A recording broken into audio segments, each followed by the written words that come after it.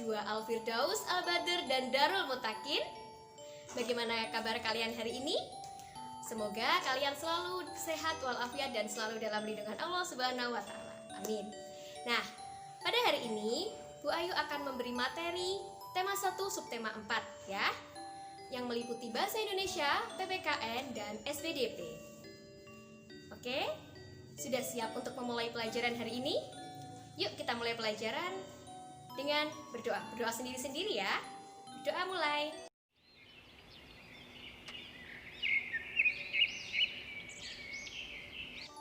Selesai. Nah, sekarang kita masuk ke materi bahasa Indonesia. Kali ini kita akan belajar tentang kalimat penolakan. Ada yang tahu kalimat penolakan itu apa? Barangkali ada yang sudah membaca? Belum ya? Kalimat penolakan itu adalah kalimat yang digunakan untuk menolak sesuatu dari orang lain. Sesuatunya itu apa? Bisa berupa ajakan, pemberian, pendapat, maupun perintah. Nah, anak-anak, kalimat penolakan itu ditandai dengan kata tidak setuju, kurang setuju, tidak sependapat, atau tidak mau. Nah, anak-anak, kalimat penolakan itu harus diucapkan dengan sopan. Harus dengan sopan ya. Kenapa kok harus dengan sopan? Karena agar tidak menyinggung perasaan orang lain. Nah, kalimat penolakan yang sopan itu harus dengan kata maaf ya. Harus dengan kata maaf. Nah, selain kata-kata di atas tadi, kalimat penolakan juga bisa menggunakan kata terima kasih atau lain kali ya, dan lain-lain. Bu Ayu berikan contoh. Bu Ayu akan memberikan contoh kalimat penolakan sopan dan kalimat penolakan tidak sopan. Contoh pertama, ayo kita makan siang bersama. Maaf Mira, aku belum lapar. Kamu makan sama Nina dan Rina ya. Contoh kedua, Desi, bagaimana kalau hari Minggu nanti kita berenang bersama? Tidak mau ah, pasti kolam renangnya kotor. Nah, di antara kedua contoh itu, menurut kalian mana yang contoh penolakan sopan dan mana yang contoh penolakan tidak sopan? Sudah tahu kan yang mana yang sopan dan tidak sopan? Ya, pintar sekali.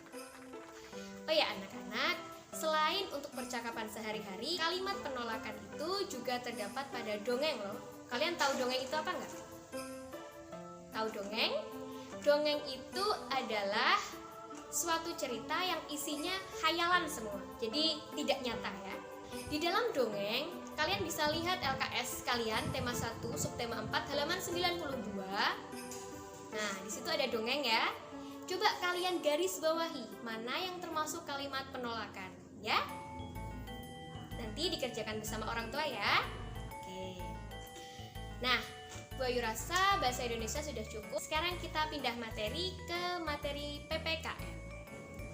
Oke, sekarang kita memasuki materi PPKN. Nah, kali ini kita akan belajar tentang pengamalan sila pertama sampai kelima di lingkungan masyarakat. Oke, jadi bagaimana pengamalan sila pertama sampai kelima di lingkungan masyarakat itu? Dimulai dari sila pertama dulu ya. Jadi pengamalan sila pertama di lingkungan masyarakat adalah dengan cara tidak mengganggu tetangga yang sedang beribadah. Oke, sudah paham ya pengamalan sila pertama di lingkungan masyarakat? Sekarang pengamalan sila kedua. Jadi pengamalan sila kedua di masyarakat itu contohnya adalah menolong tetangga yang sedang kesusahan atau kesulitan, walaupun itu berbeda agama dengan kalian atau berbeda suku dengan kalian ya.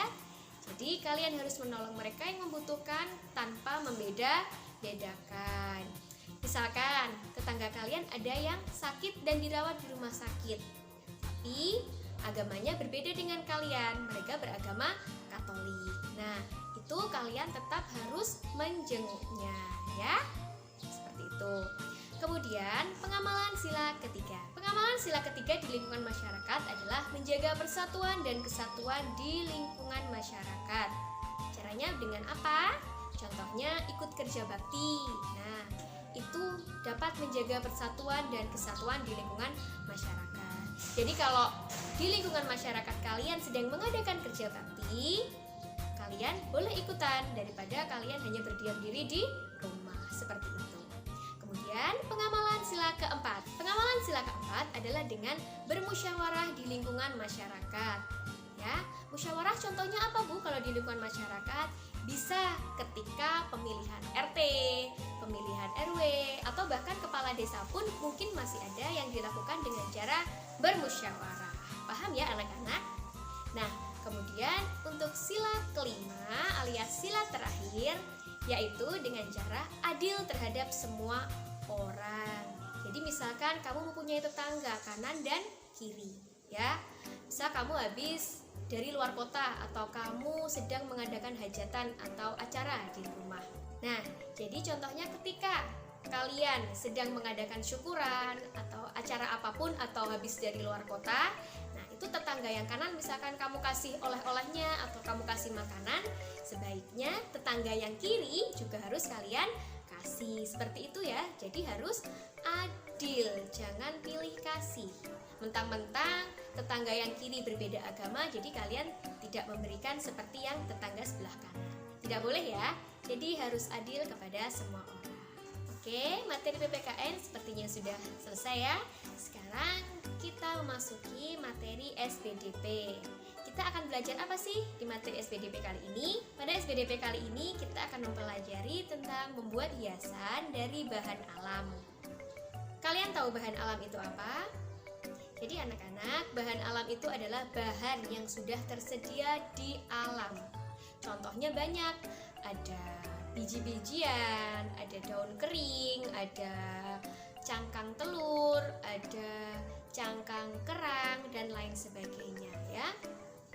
Nah, sebelum kalian membuat hiasan dari bahan alam, ada baiknya kalian membuat sketsanya terlebih dahulu. Sketsa itu apa? Jadi sketsa itu adalah gambaran awal sebelum kalian membuat proyek tersebut. Nah, yang perlu disiapkan untuk membuat sketsa adalah kertas dan pensil ya.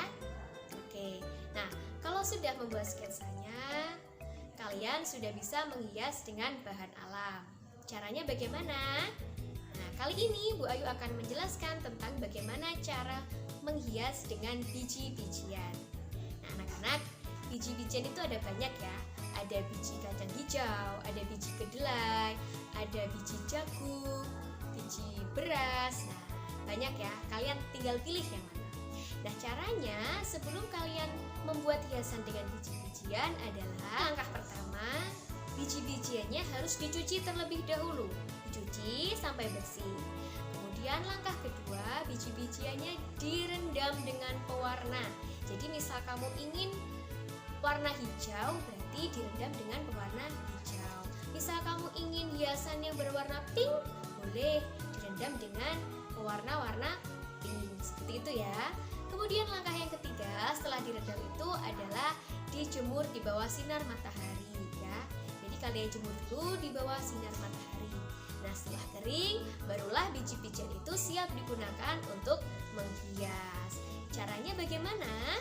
Caranya adalah sketsa yang telah kamu siapkan tadi itu dikasih lem ya. Diberi lem, kemudian ditempelkan biji-bijiannya.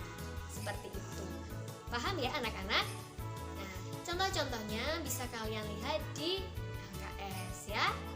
Oke, sepertinya pembelajaran hari ini sudah cukup. Semoga bermanfaat untuk kalian. Bagi yang belum paham, jangan lupa ditanyakan kepada wali kelas masing-masing ya. Oke, sekian dari Bu Ayu. Assalamualaikum warahmatullahi wabarakatuh. Dadah.